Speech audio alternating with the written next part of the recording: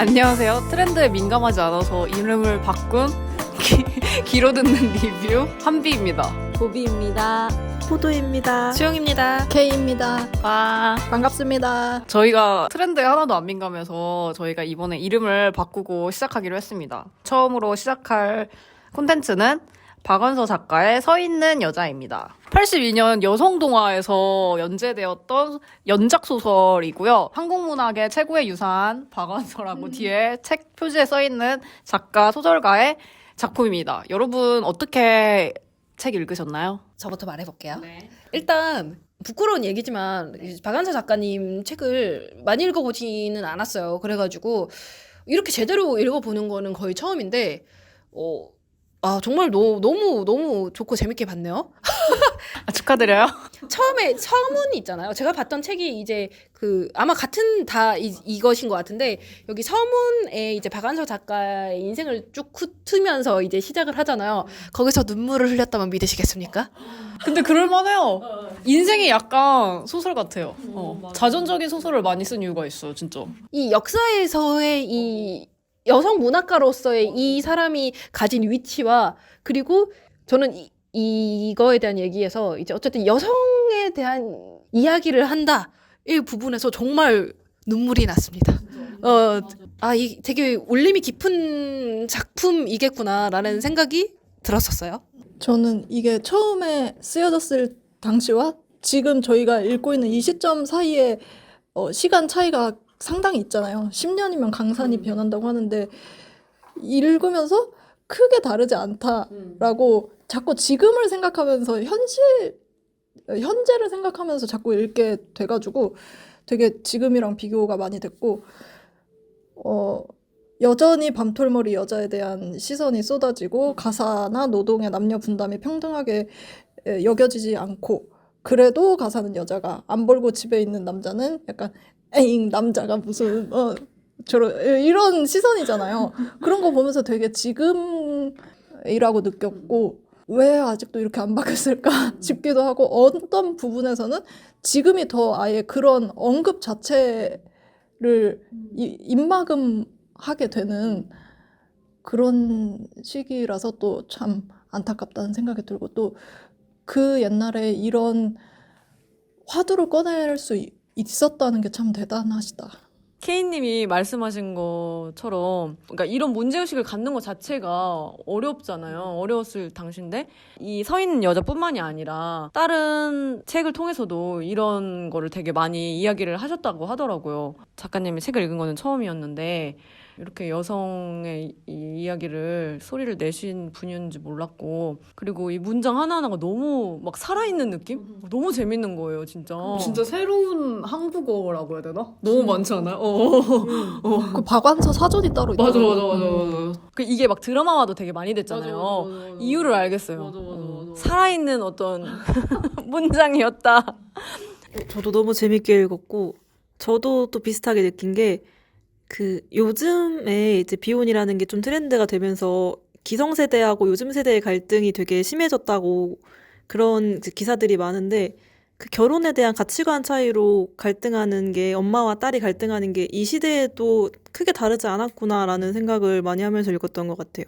저는 박완서 작가 되게 좋아해가지고 코로나 심해졌을 때, 그러니까 코로나가 시작됐을 때 집에서 너무 할 게 없어가지고 읽었던 게 박완서 작가의 작품이었거든요. 그래서 이게 계속 여러분들이 말씀하시는 것처럼 결혼 제도에 대한 생각이라고 해야 되나? 그런 생각이 되게 많이 들었다고 말씀하셨잖아요. 그리고 이게 현 시대와 그때와 다르다, 그렇게 느껴지는 것도 신기하다, 이렇게 말씀을 하셨는데 제가 박완서 작가의 어떤 물꼬를 튼 작품 중에 하나가 그 산이 정말 거기 있었을까? 이게 실제로 자전적인 소설인데 이제 전쟁 끝나고 나서의 이제 살아남은 전후의 여성의 삶을 보여주는 건데 마지막에 이 소설에서 끝났을 때 이렇게 말을 해요. 자기 결혼하면서 나 이제 새롭게 살 거라고 하면서. 근데 이게 되게 아이러니하지 않아요? 이제 전후에 내가 새롭게 살 수 있는 방법이 뭘까라고 생각했을 때 스스로도 이 자전적인 소설이기 때문에 그 박완서 작가님도 실제로 결혼으로 나는 새로운 시작을 하고 싶다. 라고 하는 거예요. 그래서 나는 마무되고 싶지 않았다. 자유롭게 길을 펴고 싶었고 성장도 하고 싶었다. 라면서 결혼하는 걸로 마무리를 소설의 마무리를 짓는데 되게 그때 당시에도 지금의 나로서는 결혼이 어떻게 그렇게 될 수가 있지? 라고 하는데 또 이 소설에서는 결혼이 되게 결혼 제도라는 게 되게 한 개인을 얽매이는 사건으로 만들잖아요. 큰 일로 만들어지는 걸 보면서 아까 수영님이 말한 것처럼 여성 문학가로서 이 역사 속에 사는 삶의 흐름을 이 작가의 삶 자체로 보여지는 게 되게 재밌는 듯한 느낌? 그래서 이 K님이 맨 처음에 이 소설에 대해서 얘기하고 싶다고 하셨던 것 중에 하나가 결혼 제도가 대체 존재하는 것이 맞는가? 그거의 의미가 무엇인가? 이런 얘기를 많이 하셨는데 아까 제가 말씀드린 것처럼 박원서 작가는 전후의 상황이라서 그렇겠지만 결혼을 어떤 해방구로 생각을 하셨는데 나중에는 추후에 아니 결혼해도 아니네 라는 생각에 도달해서 이런 소설을 쓴 것 같아가지고 그래서 이런 작가의 흐름도 있지만 여러분들의 생각은 어떤지 결혼 제도에 대한 의미 궁금합니다. 저는 일단 이 여성인권과 가부장 질서 그리고 결혼을 이렇게 엮어서 살아 숨쉬듯이 만든 게 너무 흥미로웠고 그리고 이 시대의 한국이라는 공간과 그 다음에 이 중산층 여성의 심리 깊은 곳에 있는 이 것들을 모두 다 끄집어내서 이렇게 보여주신 게 너무 대단하다는 생각이 들었어요. 그리고 이 모든 인물들이 이해가 안 되는 지점이 없었어요. 맞아.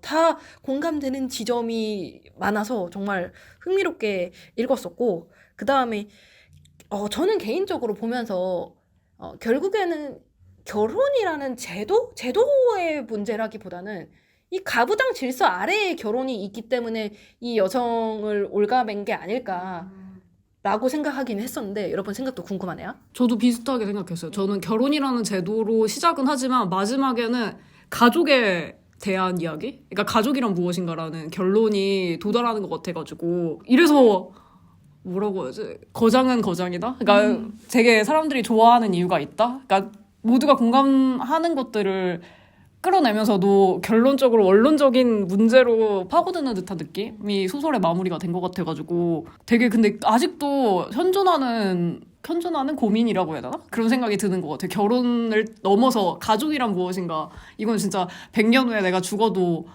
계속 사람들이 가족이 진짜 있는 것이 맞는가? 가족의 의미가 대체 어떻게 정립되어야 되는 것인가에 대한 질문을 계속 던질 것 같아서 굉장히 동의합니다. 이거는 저는 또 그런 느낌으로 받았어요. 이 미풍양속에 대한 얘기를 많이 하잖아요. 그러니까 이 시대성이 되게 짙은 작품인데 이 연지라는 캐릭터가 이 시대에서 깨인 여자고 그래서 이거를 벗어나고 싶어 하지만 결국에는 가족으로 묶이기 때문에 벗어나기가 되게 어렵고 여기서 맞춰주려고 하는 게 있다 보니까 자아를 잃게 되고 이런 부분이 나타나서 저는 이 시기에서 우리 지금 통용하고 있는 문화가 뭔지에 대해서 굉장히 좀 통렬하게 보여주는 작품이었던 것 같고 예전에 그 최태성 선생님이 그런 얘기를 했던 것 같은데 저기 국사 선생님 계시잖아요. 한국사 선생님. 예전의 질서, 그러니까 조선시대 사람들이 내가 연려가 되지 못함으로써 자살하고 이런 행위에 대해서 지금 이해할 수 있느냐. 이해할 수 없는 행위지만 그 당시에는 그게 당연한 행위였다라는 부분에서 어쨌든 이 시대가 가지고 있는 공통적으로 사람들이 생각하는 어떤 이 생각의 힘, 그게 이제 기득권과 여성인권에 대한 이야기이기도 하고 가부장 질서이기도 한데 이것을 법적인 질서로 만들어낸 게 어떤 결혼 제도라는 부분이고 어쨌든 이런 시대성을 되게 강조한 이 사람들의 생각이라는 거를 강조한 작품이라고 느꼈어요. 실제로 연재할 때도 이게 연재를 하다 보니까 소설로 딱 나온 게 아니라 이 결말에 대해서 사람들이 이혼을 선택하지 말아달라는 그런 걸 되게 많이 했다는 걸 듣고 근데 이야기가 전개되면 될수록 연지가 이 사람하고 행복하게 살 수 없는 게 너무 명확함에도 불구하고 그 시대상으로는 그래도 결혼은 지켜줘야 한다. 이런 항의를 되게 많이 받았다는 게 그게 좀 충격적이었어요. 이 독자들도 어떻게 이렇게 그런 반응이 나왔는지 이 이야기하고 너무나 막 들어맞지 않아요? 진짜? 저는 이걸 보면서 내가 결혼을 한다면 개인의 문제로만 생각을 했거든요. 이 결혼이라는 게 내가 이렇게 안 살면 막 이런 거 있잖아요. 나는 이렇게 살 거야. 이런 식의 나만의 문제라고 생각을 하고 있었는데 연지 또한 그렇잖아요. 연지는 자기만의 그 주관대로 살 거고 이런 게 있지만 결국 그게 되지 않잖아요. 가족들 있는 앞에서나 그 철민의 친구들 앞에서는 자기가 살려고 하는 모습대로 못하고 그걸 맞춰서 그렇게 하잖아요. 이게 이 개인의 문제만은 아니다. 그러니까 당사자가 어떻게 할 것이다라고 한다고 해서 그렇게 살 수 있는 게 아닌 거? 이게 만약에 현대 소설이 만약에 지금 이 시기에 딱 쓰여졌으면 아무도 연지의 이혼을 반대하지 않았을 텐데 이 시기상 그 결혼 제도를 유지하는 게 너무 중요한 시대였기 때문에 그래서 이 연지의 결정이 세고 당시에는 이 이혼을 결정하는 것만으로 되게 어떤 이야기적으로 큰 선택을 한 느낌이 더 있는 것 같아요.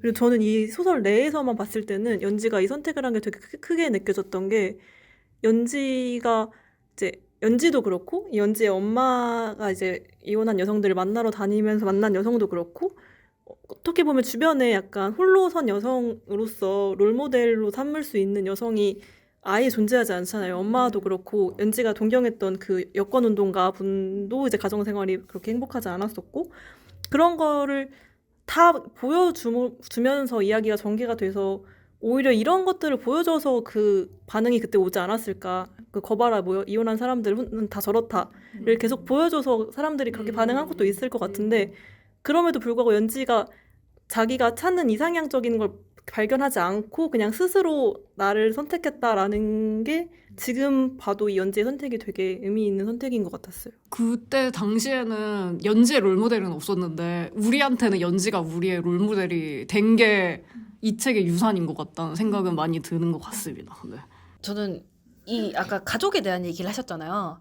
근데 가족이 여러 가지 맥락을 가지고 있지만 결국에는 이 사랑으로 이루어진 게 가족이고 내 부모, 내 형제 그리고 내 남편도 결국에는 사랑으로 뭐 연지가 이제 후반에는 사랑보다 내가 남녀평등이라는 포인트로 더 집중했기 때문에 이게 잘못됐다라고 하지만 어쨌든 결론적으로는 사랑해서 이 남자를 선택한 부분이 있는데 결국에는 사랑이 내 자아를 무너뜨리는 부분이 있구나. 가족관계에서도 내가 사랑하기 때문에 이 사람을 실망시키고 싶지 않고 뜻에 어느 정도 따라주는 부분이 있어서 연지가 결국에는 이런 타협점을 가지게 되면서 점점 자아가 무너지는 부분들이 있잖아요. 그래서 이 사랑이라는 게 참 무섭고 그래서 이거를 짓밟고 나가야 이 부모를 밟고 나가야 내가 결국에는 나로서 서는구나라는 생각이 되게 슬프지만 강렬하게 와닿는 정서긴 했어요.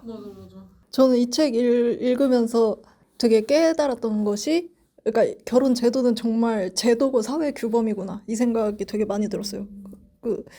개인적으로 결혼에 대해서 깊이 막 가까이 다가오지 않아서 제가 그런 생각을 깊이 생각해보지 않아서 그랬을 수도 있는데 그냥 뭐 사랑하니까 결혼하지 그냥 그렇게만 생각을 했는데 이 책을 읽고 나니까 결혼은 사랑이랑 아무 관련이 없구나 생각이 들면서 물론 사랑을 하면은 결혼이라는 제도의 힘을 빌어서라도 사랑하는 사람을 곁에 두고 싶은 마음이 있지만은 결혼이라는 것 자체는 그 제도 자체는 사랑 없이도 존재하고 뭐 다른 사회적 규범이나 규칙이 그렇듯이 규칙을 만들고 이 규칙을 잘 지키도록 사회 구성원들을 독려함으로써 공동체에서 함께 살아가는 다른 구성원을 감시하는 일에 인지적 에너지를 덜 쓸 수 있기 때문에 만들어진 거구나. 사랑이랑은 상관이 없구나. 이 생각이 많이 들어서 결혼 제도의 의미가 뭘까 생각을 많이 했어요. 사랑이 중요하면은 결혼 없이도 사랑할 수 있는 건데 그러기엔 또 인간이 너무 나약하니까는 또 사회를 구성하기 위해서는 그런 제도가 또 필요하고 뭐 그런 생각을 많이 들었습니다. 어떻게 여기에서 얘기하는 결혼은 결국에는 남성 질서 속에 여성이 이제 들어가는 그거를 이제 의미해서 막 얘기를 많이 했던 것 같은데 그런 부분이 되게 흥미롭고 그리고 현재는 얼마나 변했을까?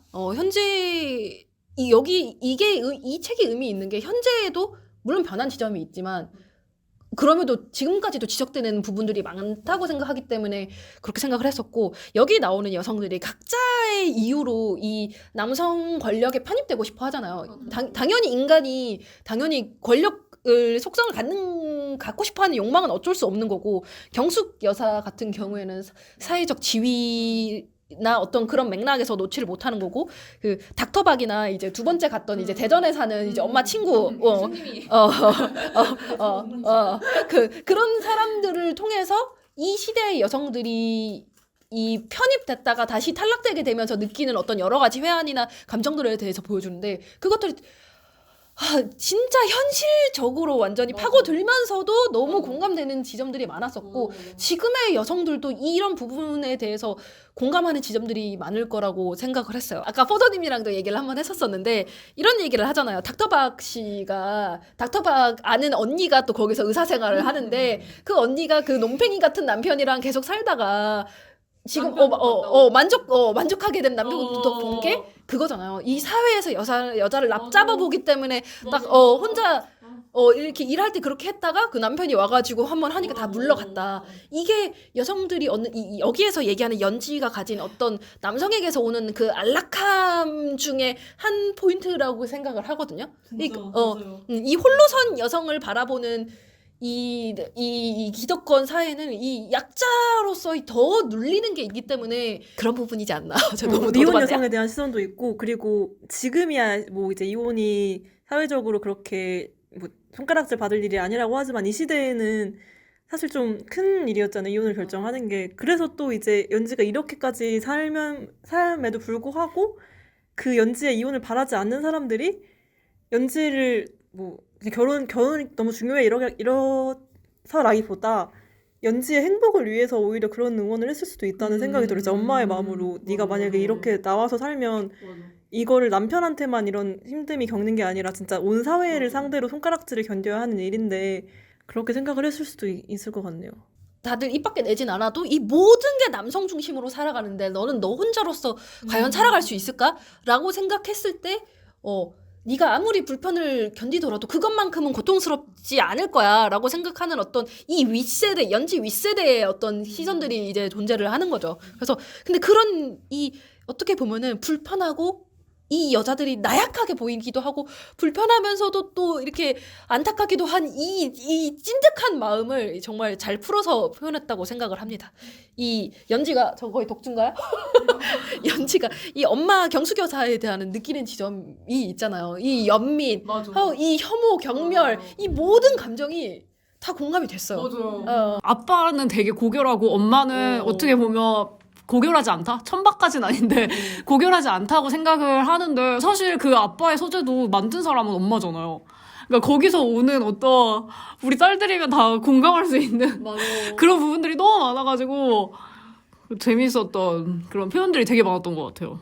이걸 엄청 반복적으로 묘사하잖아요. 이 경숙 여사의 존재와 그 서재의 그 너머의 아버지로서 나는 살고 싶었다라는 지점이 너무 공감이 되고 되게 흥미로운 지점이었어요. 근데 여기에서 또 안타까운 게 이제 아빠 허석태의 인물이 연지가 이혼을 선언하면서부터 아빠가 되게 여러 가지 면을 보여주잖아요. 그러니까 이 딸을 곱게 키워낸 이 아버지로서의 내 아빠로서의 그 부성애도 존재하지만 남성 권력을 그렇다고 놓지 못하고 이게 당연하다고 생각하는 질서 속에 살아온 사람으로서의 편협함이 보여지면서 참 이 안타까움이 막 커지는 것 같아요. 그 아빠도 그렇고 철빈이도 그렇고 진짜 현실에 있을 법한 킹받게 하는 캐릭터. 그러니까 겉으로는 되게 정상적이고 나를 되게 사랑하는 사람이고 아빠도 그렇고 남편도 그렇고 그렇지만 알고 보면 이제 시간이 흐르고 보면 그런 부분들이 너무 많아가지고 그런 묘사들 때문에 정말 뭐라고 하지? 몰입감이라고 해야 되나? 그런 게 되게 많았던 것 같아요. 근데 철민이를 생각해보면 진짜 이 중에 한 가지만 해도 지금은 이혼이잖아요. 근데 그럼 한 가지만 해도 이혼이 모든 걸 다 행하고 있는데 진짜 책 읽기 힘들었어요. 정말 폭력과 여자 문제와 능력도 없지 않아요? 그게 궁금하네. 그래서 이렇게까지 철민이를 어떻게 보면 극단적인 캐릭터로 만든 걸까? 아니면 오히려 이런 남자가 이 시대에 일반적이었을까? 일반적인 것 같아요. 그게 좀 의문이 들더라고요. 진짜 일반적일 것 같아요. 저도 그렇게 생각하긴 했어요. 진짜 이 일반적일 시대의 남성상들은 어느 정도 이런 면들을 거의 가지고 있었겠다. 지금은 사실 이것 중에 한 가지만 있어도 절대 이 결혼을 모두가 뜯어 말리잖아요. 와. 근데 이걸 너무 당연하게 행하는데 주변 친구들이나 심지어 내 부모님까지도 뭐 그냥 미안하다 하면 그냥 그때 받아줘라 이렇게 얘기를 하니까 이게 너무 이 여자로서 느끼는 그 외로움, 아무도 나를 이해해주지 않고 특히 나의 엄마까지도 끝까지 엄마도 끝까지 그렇게 하잖아요. 근데 너무 외로우면서 또 그냥 엄마가 살았던 시대를 생각해보면 엄마는 딸이 더 힘들어질 걸 걱정하니까 또 그렇게 얘기를 하는 거잖아요. 그래서 그 박원서 소설 보면 무조건 남자가 여자 때리고 무조건 원나잇으로 속삭이고 그런 거 보면 진짜 일반적이구나. 진짜 그냥 소설 읽다 보면 이게 일반적인 건가? 나도 모르게 약간 이 정도면 뭐 괜찮지? 이 정도면 괜찮지? 약간 이렇게 생각. 철민이 정도면 괜찮다?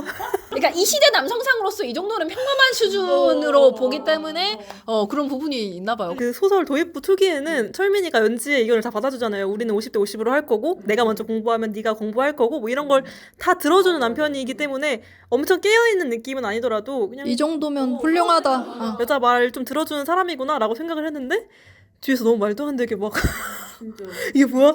너무 소름 끼치게 막 이렇게 해가지고 이게 약간 어떻게 보면 철민이가 진짜 이 극단적으로 좀 나쁜 남자였다면 초반에도 약간 그런 게 조금 더 드러났을 것 같은데 뭐 묘사가 아예 없진 않지만 너무 평범한 남자처럼 그려져서 이게 이 시대 남자의 평균이었나? 라고 생각을 하면 또 슬퍼지네요.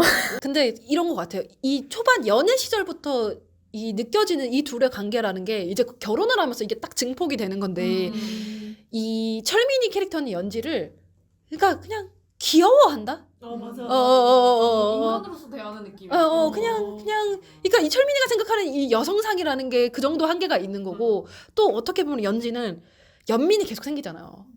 이 철민이에 대한 연민을. 근데 이게 어떻게 보면은 이 가부장 세계에서의 남녀의 본질인가? 라고 느끼는 지점이 있었어요. 근데 이 연민을 버리고 그렇기 때문에 연지는 설 수가 있었던 거고 어쨌든 그게 이제 연애 시절부터의 둘이 이제 이어지면서 쭉 보여지는데 그게 저는 되게 씁쓸하게 와닿았거든요. 좀 소름 끼치는 부분도 있었어요. 지금 현대사에서도 남녀 관계의 본질이 이거에서 엄청나게 변했나? 우리가 동등하게 설 수가 있나? 그리고 이제 후반에 가면 육체적 차이를 느끼잖아요. 이제 딴 걸 다 떠나서 딱 이제 딱 붙는데 이게 아까 우리 또 포도님이랑도 한번 얘기를 했었는데 이게 이제 폭력을 당하는 여자들이나 아니면은 이제 이런 거에 눌리는 여자들이 이런 행동들을 많이 한다고 하잖아요. 막 갑자기 막 애교를 피운다거나 갑자기 막 뭐 약간 그런 거를 봤을 때 사람들이 막 뉴스에서 봤을 때 왜 저래 저 여자 그렇다고 하면서 갑자기 왜 저런 식으로 막 애교를 떨거나 막 그런 식으로 행동하는 거지라고 생각했을 때 근데 연지의 이 상황에서도 그렇듯이 이 힘의 절대적 우위를 딱 내가 아래에 있다고 느끼게 되면은 생존 본능으로서 그렇게 행동할 수밖에 없는 거고 이런 부분이 진짜 좀 잔인하게 와닿는 부분이 있었어요. 왜냐면 키를 결국에는 남자가 질 수밖에 없는 거잖아. 이게 힘의 논리로 가게 되면. 저도 그 부분이 제일 슬펐어요. 연지가 딱 그 힘의 차이를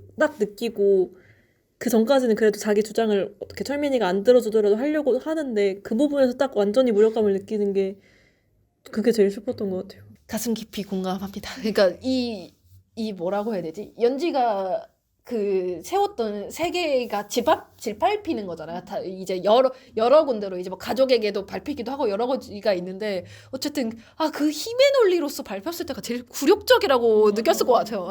그러니까 이 남녀평등의 키가 나에게 있었다고 내가 이렇게 읽어가면 되지라고 생각했는데 결국에는 그게 아무것도 아닌 상태로 부서진 거잖아요. 그런 희망을 가지고 결혼을 선택한 연지의 그게 막 너무 안쓰럽고 그래가지고 너무 가슴 아파지는 것도 있어요. 철민이는 사실 그 연지가 그렇게 매일 얘기했었어. 절대적이라고 막 하면서까지 얘기했어도 그냥 알았어 뭐 좋게 얘기할 수밖에 없었을 것 같아. 진짜 이렇게 어차피 뭐 아무리 네가 그래 봐라 이런 마음이 얼마나 컸을까. 진짜 요즘에는 대놓고 그러면 사실 연애도 못하고 결혼도 못하잖아요. 그러니까 그렇게 알았어 하면서 이제 결혼하면 변한다던가 아니면 뭐 결혼까지 안 가더라도 마음이 많이 바뀐다던가 그런 게 너무 있을 법한 인물이라 그 아버지도 자기 여자 조수들에 대한 얘기하면서 막 되게 능력 있고 막 그런에도 불구하고 결혼하고 이러면은 그렇게 된다 하면서 그걸 되게 안타까워 하잖아요. 근데 말로는 그렇게 하지만 이게 자기 딸이 이게 일이 됐을 때는 바로 태도가 바뀌잖아요. 저는 이게 또 슬펐던 게 그 초반에 딱 그 엄마가 약혼식을 되게 크게 해주려고 하는 거랑 두 사람이 이혼을 하자고 얘기를 이렇게 오래 전에 하고 대신에 연지 결혼 때까지는 하지 말자라고 그렇게 결정을 한 것도 어떻게 보면 연지가 결혼해서 되게 잘 살길 바라고 주눅들지 않길 바라고 그렇게 좀 과시를 해서라도 보여주고 싶어서 그 두 사람의 이혼에 대한 합의 목표가 어쨌든 연지가 결혼할 때 뭐 책 잡힐 거 없게 하자 이거였잖아요. 근데 그럼에도 불구하고 연지가 결혼을 해서 행복하지 못한 결혼 생활을 하고 있는데 참고 살아야 한다라고 부모의 태도가 그렇게 바뀌는 지점이 바뀐다기보다 어쨌든 연지의 행복을 위해서라고 해도 이 초반에 연지를 곱게 키운 딸이고 연지를 잘 결혼을 시키는 거에 대해 두 사람이 합의를 해서 이렇게까지 약혼식을 다 끝냈는데도 불구하고 연지가 행복하지 않다고 하는데도 이 결혼 제도가 더 위에 있다라고 생각을 하는 지점도 좀 슬펐어요. 부모님의 이혼이 어떻게 보면 연지의 이혼으로 막아진 것도 그 아이러니가 진짜 그게 그냥 봉합돼 버렸잖아요. 엄마가 이혼 여행까지 갔는데 그냥 그거 없던 걸로 되고 왜냐면 연지의 결혼 생활이 더 중요하니까 이것도 너무 아이러니 그 자체. 그리고 너무 절묘하고 너무 진짜 어떻게 이렇게 삶이 그래서 그 포도님이 말한 그 독자들이 막 이혼하게 하지 말아주세요 이렇게 하신 분들 다 그냥 입 싹 닫았을 것 같아요. 엄마가 이혼을 대신 안 했으니까 그런 생각이 듭니다. 이게 철민이랑 저기 아버지 캐릭터가 중산층 이상의 남자를 묘사하는 대표적 두 인물로 묘사를 한 것 같아요. 근데 또 그런 부분도 있고, 엄마 얘기를 했잖아요. 엄마가 어떻게 보면은 그 엄마 시대의 얘기인 거, 지금도 이런 얘기들을 하는데 친정이 비빌 언덕이 있어야 네가 무시를 안 당하고 산다. 그거 아직도 얘기하는데. 결국에는 이게 결혼 제도가 유지될 때 얘기잖아요. 그러니까 그 안에서 네가 그래도 힘이라도 갖고 살려면 그거라도 있어야 돼. 라고 하는 부분이 정말 그 엄마가 해줄 수 있는 최선의 얘기기도 하면서도 되게 슬픈 얘기기도 해가지고 되게 좀 안타까운 마음이 들었었습니다. 이 소설의 주요한 내용이 중산층 이야기잖아요. 아까 말씀한 것처럼 중산층 남자의 대표적인 예, 철민과 아빠 약간 이런 것처럼 사실 연지도 되게 부유하게 어떻게 보면 진짜 남들이 부러워할 만큼 공부했고 엄마도 사실 대학 교수로서 되게 부유하게 살아온 삶을 살아온 여자들의 이야기잖아요. 그래서 그런 거에 대해서는 혹시 어떻게 생각하세요? 그러니까 중산층의 여자의 삶이라서 이게 더 와닿는 것 같은 느낌이세요? 아니면 이거는 어떻게 보면은 부모님이 그래도 배운 사람들이고 돈이 있고 이렇게 하니까 어느 정도 받쳐줄 수 있다고 생각하는 부분이 있으면서도 그 기저에는 그냥 그 전통적인 생각이 그냥 깔려 있는 그런 부분이랑 뭐 이제 뭐 이거의 서문이나 이런 거에서 봤을 때는 이런 중산층 이상의 어떤 여러 가지 허례어식과 그들이 생각하는 어떤 결혼 제도에 딸려오는 여러 가지들을 보여주려고 했던 것 같은데, 그래서 저는 이거 보면서 약혼식을 한다고? 라고 하는 지점이 이 시대에는 이런 게 뭔가 있었었나? 이때 중산층 이상의 삶에서는 이게 같이 뭐 수반되는 거였나? 뭐 이런 식으로 좀 세태를 보는 데는 조금 저는 의미 있었던 것 같아요. 이 질문을 드린 이유가 제가 그 박원서 작가 되게 좋아해서 박원서의 말이라는 인터뷰집 같은 거 봤는데 그런 공격을 되게 많이 당하신대요. 실제로도 박원서 작가가 사실 중산층이거든요.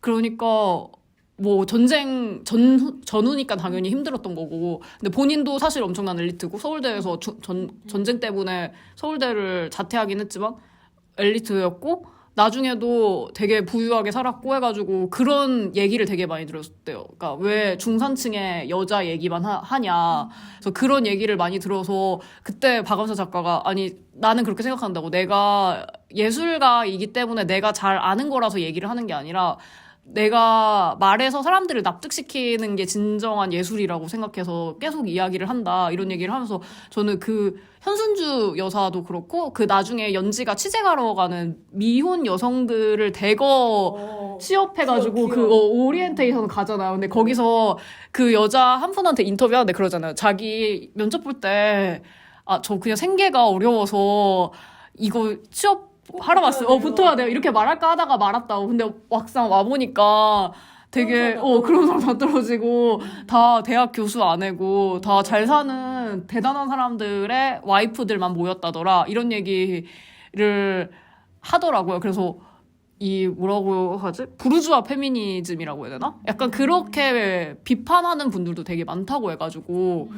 근데 이게 물론 지금이랑은 너무 이 사람들, 이들의 중산층의 사람, 아까 말한 약혼식 빼고는 중산층의 사람들이 지금은 되게 보편적인 삶이 돼가지고 여자들이 대학을 가고 4년제 대학 가는 게 뭐 당연한 건 아니지만 되게 많은 분들이 가게 되었고 약간 이런 게 좀 보편적인 게 되면서 조금 이런 거에 대한 비난 같은 거는 좀 줄어든 것 같긴 한데 그런 얘기를 많이 들었다고 해서 혹시 그런 걸 느끼셨나? 해가지고 한번 물어본 거였습니다. 어찌됐든 이게 어떤 사회적 위치나 아니면은 뭐 어쨌든 경제적 위치나 여러 가지 부분에 있어서 이게 잘 살든 못 살든 여자가 느끼는 약간 다르겠지만 어쨌든 여성으로서 느끼는 어떤 그 고민이나 고통은 본질적으로 다르지 않다는 점에서 저는 재밌게 봤는데요.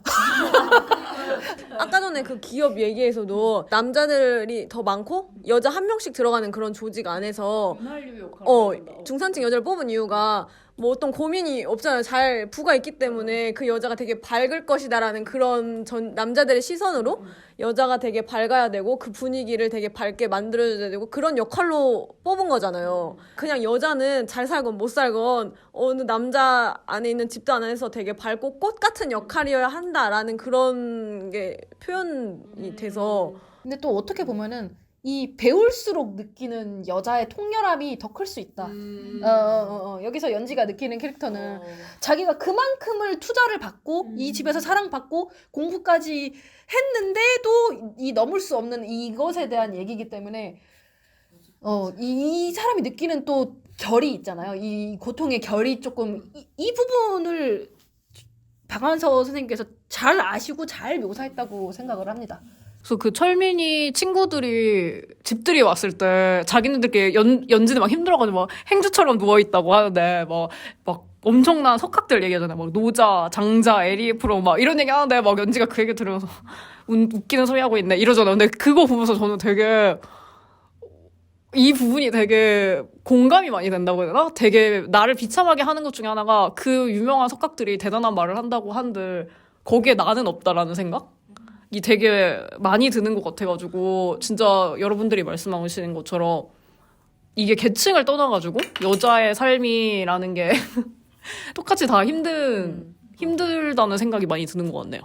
그 당시 남성상들이 자기네들이 얼마나 깨인 생각을 한다고 한들 현실에 있는 여성에게는 이렇게 태도를 밖에 못 취하는 그냥 그 한계가 너무 공감이 됐고 뭐 지금에야 얼마나 달라졌나 라고 생각이 들면서 저는 그 부분도 또 인상적이었던 게 은지가 낙태를 하잖아요. 그 쾌락의 대가로 이렇게 내가 곧 수술을 하는구나 아프구나라고 느끼는 지점이 이게 진짜 이것도 너무 현대에서도 비슷하게 느끼는 그 쾌락을 즐긴 거는 두 사람인데 이게 너무 한 사람의 책임으로 이렇게 짐지어지는 게 그게 너무 아팠고 그리고 나중에 그 철민 부모님이 이혼을 반대하다가 그 얘기를 듣고 안 되겠다 이혼해라 이렇게 하는 게 맞아요. 그 반전이기도 하면서도 이게 80년대에 생각이라는 건 이런 거구나. 이것 때문에 이혼을 그렇게 갑자기 동의하신다고? 조금 놀라긴 했어요. 이 연지의 여성으로서의 또 고민이 있잖아요. 내가 여자이기 때문에 남성을 사랑할 수밖에 없고 그걸로 가부장 굴레 안에 들어가 버리게 되는 이 성애적 포인트도 되게 흥미로웠어요.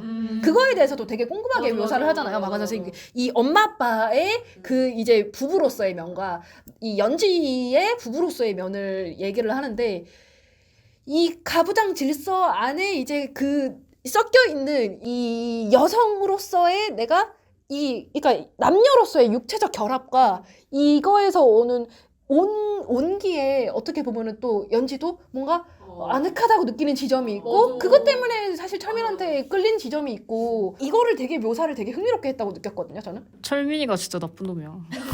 철민이 외모도 거기서 되게 순수한 매력으로 나오잖아요. 또 까고 막. 근데 거기에 또 흔들리잖아요 연지가. 그러니까 아니 근데 그 마음 이해해. 연지의 그 마음도 그냥 이해돼요. 이성애를 가진 여성으로서 남성에게 성애적으로 끌릴 수밖에 없는데 이게 내 육체는 끌리고 있지만 내 머리로서는 받아들이기 힘든 부분에 있어 어떻게 보면 절충안을 내서 연지가 살잖아요. 근데 결국에는 우리가 다른 동상이몽을 하고 있었던 거를 결혼하고 나서 이제 깨닫는 거고 그래서 연지 이 내적 갈등이 참 이해가 됐습니다. 맞아요. 그래서 이거를 분리해서 보기 되게 어렵다. 근데 그 뭐라고 해야 될까요? 어쨌든 그게 결국에는 사랑이랑 어떻게 연결되는 지점도 있고. K님의 여성의 방에 대해서 K님이 얘기하고 싶다고 해서. 여기서 말하는 이 책에서 말하는 박완서 작가가 말하는 여성 해방은 그 연지의 한 명 개인의 어떤 노력으로 올 수 있는 것이 아니라 사실 그거 말고 모두가 다 바뀌어야 되는데 어떻게 올 것인가, 올 수 있는 것인가. 지금도 그렇잖아요. 전 세계 어디에서도 남녀가 평등하다고 말할 수 있는 그 시간대나 어떤 공간이나가 존재하기는 하는가. 조금씩 진보하고 있지만은 쉽지 않다. 이 거대한 사회 구조를 어떻게 저는 그래도 이 소설이 현대 지금하고 되게 비슷한 부분도 많지만 그래도 이혼에 대한 시선이나 노처녀, 미혼 여성, 나이가 있는 미혼 여성을 보는 시선은 진짜 한 10년 전하고만 비교해도 많이 달라졌다고는 생각을 하거든요. 물론 아직 갈 길이 멀기는 하지만 아까 뭐 K님 얘기하신 것처럼 이게 뭐 연지 혼자가 난 설 수 있는 여자야 라고 선택해서 될 문제가 아니라 이 사람을 바라보는 사회적인 인식이 충분히 바뀌어야 하는 거니까 그런 식으로 사회적인 얘기가 그래도 지금은 많이 오가고 있는 시기인 것 같아서 그리고 또 여러 레이어들이 다 같이 움직여야 되는 것 같아요. 꼭 남녀의 문제일 뿐만 아니라 가족의 형태의 문제라든지 그 경제권의 문제라든지 여러 부분에서 동시에 이루어져야 되는데 그래서 더 어려운 문제인 것 같고 이 당시 때만 해도 이혼하면은 여성이 재산 분할권을 가질 수가 없었대요. 근데 이제는 가지게 됐으니까. 90년대 초에 그게 법이 생겼다 하더라고요. 연지 어머니 아니 그래도 허석태 씨는 그래도 돈을 자기가 다 가구에다 가져가라고 할 정도로 깨인 남자로 나오는 거잖아요. 이 와중에서는 넉넉히 가져가. 이게 혼자 살기 얼마나 힘들겠어. 이렇게 하는 남자임에도 불구하고 근데 경숙 여자가 만든 거예요. 부동산 잘해가지고. 그쵸. 그럼에도 불구하고 이 시대의 법으로는 가져갈 게 없었던 거니까 그러니까 어떤 부분에는 되게 그 당시엔 나이스한 남자인 거예요. 이 허석태라는 인물이 사실 지저분한 짓을 안 했잖아요. 근데 그게 또 바꿔 말하면은 다 줘도 남자가 살아가기에는 1도 어려움이 없는 세상. 저도 권력의 어떤 게 아닐까. 그러니까 그거에서 오는 참 그것이 소름 끼치는 거죠. 돈을 아무리 받아도 이 경숙 여사는 내가 이제 텅 빈 인물이 될 것이라는 거를 생각을 하는 거잖아요. 경숙 여사가 이혼한 여성들을 처음 만났을 때는 이 친구들이 되게 뭐 멋있잖아요. 막 서울에서 만났을 때. 여자라면 이혼 한번 해봐야지. 막 약간 이런 뉘앙스로 되게 싱글 라이프를 화려하게 즐기고 능력도 있고 막 이런 느낌으로 해서 어떻게 이런 사람들이 멋있게 나오겠구나라고 했는데 이게 경숙 여사의 시선으로 봐서 더 그런 것도 있겠지만 그냥 이 시기에 꼭 경숙 여사 개인의 문제가 아니라 이 시기에 이런 이혼녀들을 바라보는 시선이 이렇을 것 같다는 생각이 좀 많이 들어서 그런 것도 좀 이렇게 슬프게 다가왔던 것 같아요. 하지만 그럼에도 불구하고 저희가 이 책을 읽으면서 저는 되게 신기했던 것 중에 하나가 귀로 듣는 리뷰 하겠다고 책을 다시 폈는데 작가의 말에 그 질문들을 작가가 던져주잖아요. 근데 이거조차도 되게 감사한 거예요. 그러니까 이 일이 저희가 오늘을 진행하는 거에 대한 뭐 화제가 될 수도 있고 그런 얘기를 나눌 거리도 될 수 있는 거에 대한 감사함도 있지만 어떻게 보면 우리 선대에 어떻게 보면 박원서 작가 같은 분들이 있었기 때문에 우리가 이 정도 생각을 하면서 살고 있구나? 라는 생각에 조금씩 아까 여러분들이 말씀한 것처럼 여성 해방에 한 발짝 한 발짝 다가가고 있는 것이 아닐까라는 생각이 들어서 시대가 지난 지금도 약간 이야기를 계속 할 수 있다는 거에 되게 감사하게 되는 것 같아요. 그래서 되게 의미 있는 시간이었고 여러분과 이야기를 나눌 수 있어서 너무 좋았습니다. 저희 그럼 다음에 또 귀로 듣는 리뷰 기대해주세요. 안녕.